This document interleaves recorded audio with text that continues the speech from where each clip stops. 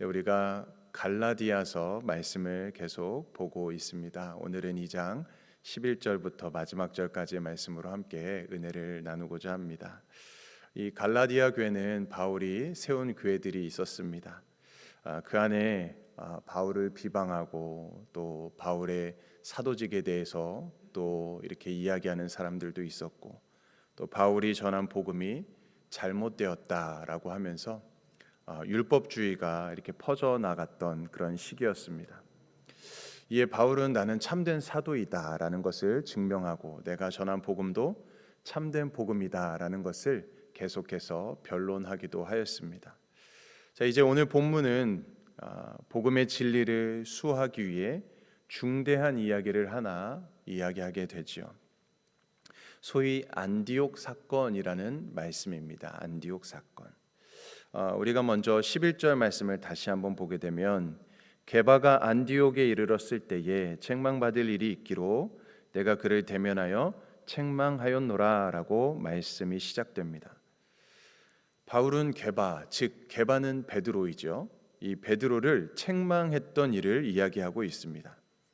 이 바울은 이를 통해서 아무리 초대교회 최고의 지도자라고 할지라도, 베드로라고 할지라도 복음을 혼잡하게 하는 일에는 절대로 타협하지 않는 그런 모습, 결코 용납할 수 없다는 사실을 바울은 이야기하고 있습니다. 우리가 잘 아는 내용이시겠지만 사건의 내용은 대략 이렇습니다. 12절과 13절의 말씀의 내용을 보게 되면, 한 번은 베드로가 바울이 사역하는 그 안디옥 교회에 방문한 적이 있었습니다. 이 안디옥 교회의 유대인들이 아닌 이방인들이 대부분이었죠. 이 안디옥 교회에서 베드로는 성도들과 함께 식사를 하고 있었습니다. 자, 그때 예루살렘 교회에 유대인 몇 사람이 다시 그곳으로 내려오게 된 것입니다. 자, 그러자 베드로는 급히 이방인들과 함께 식사하던 그 자리를 피하게 됩니다. 그 때문에 바나바도 얼떨결에 같이 베드로를 따라서 그 자리를 피하게 되었던 일이 있었던 것이죠.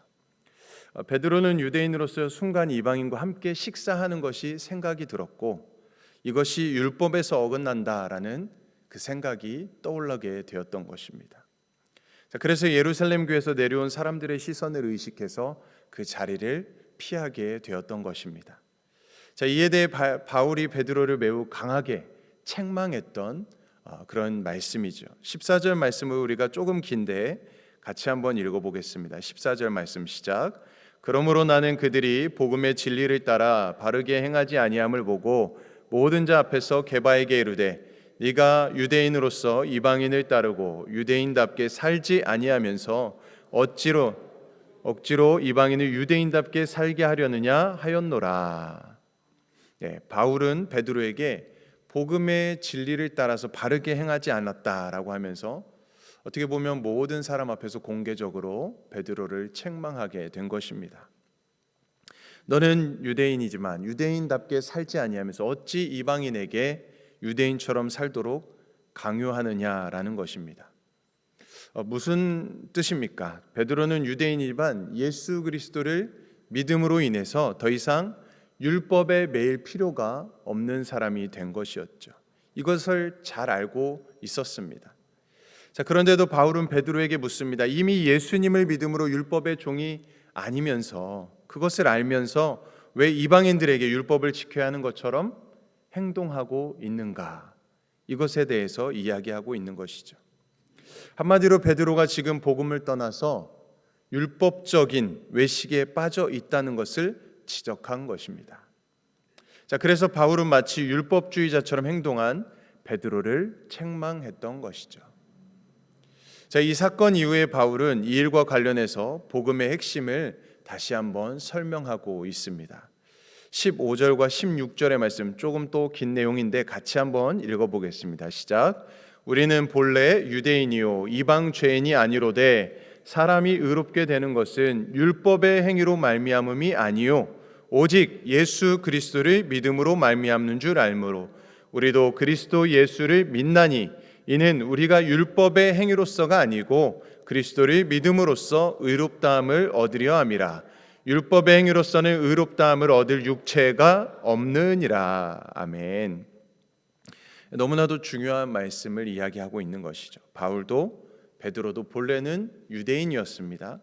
하나님의 선택된 그런 백성이라고 자부하던 그런 민족이었죠. 자, 그러나 그것이 이제 구원의 기준이 될 수는 없다는 것을 이야기하고 있는 것입니다. 율법이 구원의 기준이 될 수 없다. 16절 말씀처럼 사람이 의롭게 되는 것은 무엇입니까? 율법이 아니라 예수 그리스도를 믿는 그 믿음으로 의롭게 될 수 있다는 것을 바울은 이야기하고 있는 것입니다. 그래서 사람은 오직 믿음으로 구원을 받는 줄 믿습니다. 이 16절 말씀은 성경에서 어떻게 보면 그래서 가장 귀한 말씀 중에 중요한 말씀 중에 하나라고 볼 수가 있는 것이죠. 우리가 믿는 복음의 핵심 중에 핵심을 말씀하고 있습니다. 우리는 오직 믿음으로 구원을 받았다는 것입니다. 율법주의란 다른 것이 아니죠. 내가 의롭다고 인정받을 만한 그런 어떠한 행위를 했다는 것입니다. 그것을 했기 때문에 의롭게 되었다라는 생각이 바로 율법주의인 것이죠. 끊임없이 하나님의 은혜가 아니라 우리의 노력으로, 뭔가 우리의 공로로, 우리의 자격으로서 구원을 얻었다는 것이 율법주의인 것입니다. 자, 그러나 복음은 전적으로 하나님의 은혜이다. 예수 그리스도의 그 십자가의 공로로서 우리가 구원을 받는 것임을 이야기하는 것입니다. 우리의 어떠한 행위로도 우리는 구원받을 수 없지요. 오직 하나님의 은혜로, 또 예수님을 믿는 그 믿음으로 구원을 얻게 되는 것입니다. 갈라디아 교회는 이미 바울에게 이 복음의 진리를 들었고 예수 그리스도를 믿게 되었습니다. 자, 그런데 이제 와서 그와 다르게 행동하고 있었던 것입니다. 복음이 변질되고 있었던 것이지요. 그 대표적인 사례가 바로 이 베드로의 또 행동이었던 것을 바울은 따끔하게 책망하고 지적하고 있는 것입니다. 자, 그래서 바울은 17절과 18절 말씀에서 계속 만일이라는 표현을 사용하며 그들의 행동이 얼마나 어리석인 것인지를 드러내고 있습니다. 17절, 18절의 말씀입니다. 만일 우리가 그리스도 안에서 의롭게 되려 하다가 죄인으로 드러나면 그리스도께서 죄를 짓게 하는 자냐? 결코 그럴 수 없느니라. 만일 내가 헐었던 것을 다시 세우면 내가 나를 범법한 자로 만드는 것이라 라고 말씀합니다.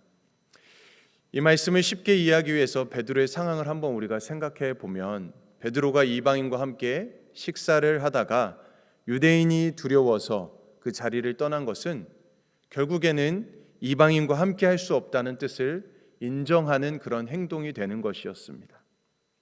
그런데 베드로는 이미 예수님을 믿었기 때문에 이방인과의 교제에 아무런 문제가 없다라는 것을 알고 있었습니다. 결국 베드로의 행동은 그리스도를 통해서 의롭게 된 진리를 스스로 부정하게 되는 그런 모습을 보이게 되었던 것입니다. 물론 이것이 논리적으로 그렇게 맞는 것은 아니지만 베드로의 행동은 이런 모순을 드러내고 있는 것이었다라는 것이죠. 즉 복음의 진리에서 벗어난 행동이었고 결과적으로 예수님을 죄를 짓게 하시는 분처럼 만드는 잘못된 결과가 되었던 것입니다. 그래서 바울은 말씀에서 결코 그럴 수 없다라고 단호하게 말하고 있는 것이었습니다. 자, 18절 말씀의 의미로 보게 되면 베드로는 이미 허물어버린 율법주의를 다시 세우는 모습이었습니다. 자신을 스스로 범법자로 만드는 행동이 되어 버렸던 것입니다. 자, 이러한 논증을 통해서 바울은 베드로의 이 행동, 또 율법주의적인 그 가르침이 얼마나 잘못된 것인지를 드러내고 있는 것이었습니다. 율법을 지켜서 의롭게 되려 한다면 결국 예수님의 죽음을 헛되게 만드는 결과가 된다는 것을 이야기해주고 있는 것이었습니다. 자, 그래서 바울은 19절에서 이렇게 말합니다.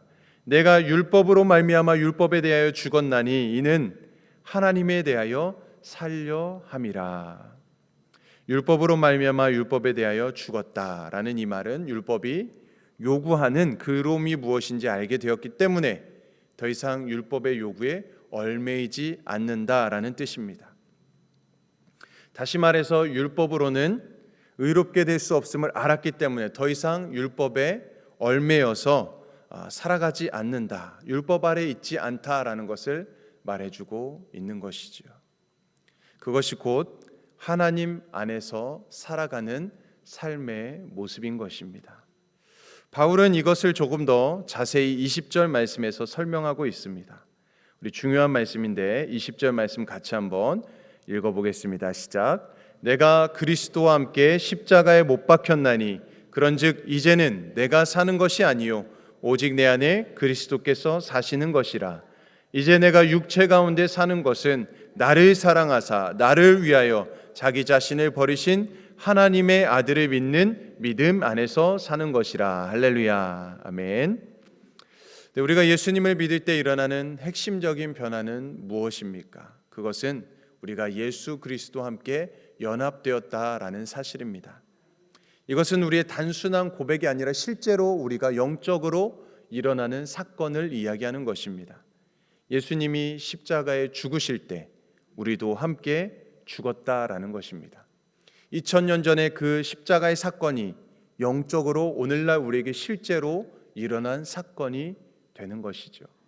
우리 목사님께서 이런 말씀을 하신 적이 있습니다. 그 골고다에 예수님께서 십자가를 지실 때 그곳의 십자가는 몇 개였을까요? 라는 질문을 던지신 적이 있습니다. 몇 개였나요? 우리 양육반 하신 분들은 아실 것입니다. 몇 개였죠? 십자가가 몇 개라고 하셨죠? 맞습니다. 4개라고 했습니다. 우리가 실제로 아는 것은 3개인데 왜 4개일까요? 그 중에 하나 십자가는 누구 것입니까? 네, 바로 내 것이라는 것이죠. 그러니까 예수님께서 그 십자가에 달리실 때 우리도 그때 당시에 함께 있었다라는 것입니다. 영적인 의미인 것이죠. 우리도 십자가에 함께 못 박히고 우리의 모든 죄가 그 십자가에 못 박히면서 우리들 또한 우리 예수님처럼 우리가 함께 죽고 그 십자가에 죽을 때 우리도 그것이 그냥 그 사건으로 끝나는 것이 아니라 우리도 실제로 영적으로 우리에게도 오늘날에 일어난 사건이라는 것입니다. 이제 우리는 그래서 율법에 대하여 죽고 죄에 대하여서 죽은 자가 되었다라는 것이죠. 그래서 하나님을 향해서 살아가는 존재가 되었다라는 것입니다. 바울은 이것을 그리스도 안에서 그리스도가 내 안에 사신다라고 표현한 것입니다. 그리스도가 이제 내 안에 사신다. 이것은 감정적인 표현이 아니라 예수님을 믿을 때 실제로 일어나는 영적인 현실인 것입니다. 우리는 죄와 율법에 대하여 죽게 된 것이고 예수님과 함께 새로운 생명을 얻고 살아가게 된다라는 것을 말씀하는 것입니다. 이 놀라운 변화는 하나님의 은혜로 우리 안에 실제로 일어난 사건이라는 것입니다. 그런데 우리가 이 사실을 잊어버리고 다시 율법으로 돌아가거나 뭔가 행위로 돌아가거나 뭔가 공로를 자랑하면서 구원의 근거로 그것을 삼으려고 한다면 우리 마지막 21절의 말씀처럼 예수님의 죽음을 헛되게 하는 것과 다름없다라는 것을 우리에게 말씀해주고 있는 것입니다. 사랑하는 성도 여러분, 그러므로 우리가 의롭게 된 것은 오직 이 예수 그리스도를 믿는 믿음 때문이라는 이 복음의 진리를 굳게 붙들 수 있기를 축복합니다. 다시 말하면 오직 예수님만이 구원자이시다라는 것을 우리가 확실히 믿고 살아갈 수 있기를 바랍니다. 그러므로 이제 이 은혜를 따라서 십자가 앞에서 우리의 삶을 바라보아야 할 것입니다. 우리는 십자가에서 주님과 함께 죽었고 이제 주님과 함께 살아가는 자가 되었습니다. 더 이상 율법과 죄에 매여 살지 않고 주님을 위해서 살아가는 사람이 된 것입니다.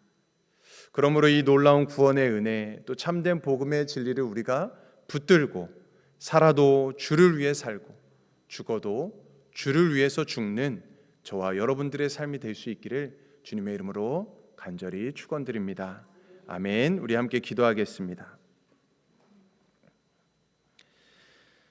사랑과 은혜가 충만하신 하나님 아버지, 오늘도 하나님의 말씀을 통해서 복음의 진리를 다시 깨닫게 하시니 감사드립니다. 우리가 사람의 시선과 두려움 때문에 복음을 흐리며 살아왔던 모습이 있다면 용서하여 주시고 우리의 행위와 공로가 아니라 오직 예수 그리스도의 십자가 은혜로 의롭게 되었음을 다시 한번 확신을 갖고 믿게 하여 주시옵소서. 우리 안에 그리스도께서 살아계심을 날마다 기억하게 하시고 더 이상 율법과 죄에 매이지 않고 은혜 안에서 자유롭게 살아갈 수 있도록 우리 모든 삶을 인도하여 주시옵소서. 오늘도 복음 앞에 다시 서게 하시고 내가 사는 것이 아니라 그리스도께서 내 안에 사신다는 이 믿음으로 하루를 살아가게 하여 주시옵소서. 우리의 삶이 오직 주님의 영광을 드러내는 삶 되게 하시고 살아도 주를 위해 살고 죽어도 주를 위해 죽는 믿음의 사람이 되게 하여 주시옵소서. 감사드리며 예수 그리스도의 이름으로 간절히 기도드립니다. 아멘. 오늘 우리 데이튼 난민선교 앵킴 방주일 목사님, 성교국 박재홍 목사님, 개척교회 밴쿠버 소망교회를 위해서 기도해 주시고요. 우리 50주년 우리 모든 사역을 위해서 기도해 주시고 우리 모든 성도님들의 삶에 또 하나님 연약함 중에 아픔 중에 질병 가운데 있는 분들 회복되고 치유되고 모든 문제가 해결되고 풀어질 수 있도록 우리 각자 기도의 제목을 가지고 이 시간 주님의 이름 한 번 외치며 합심으로 기도하겠습니다.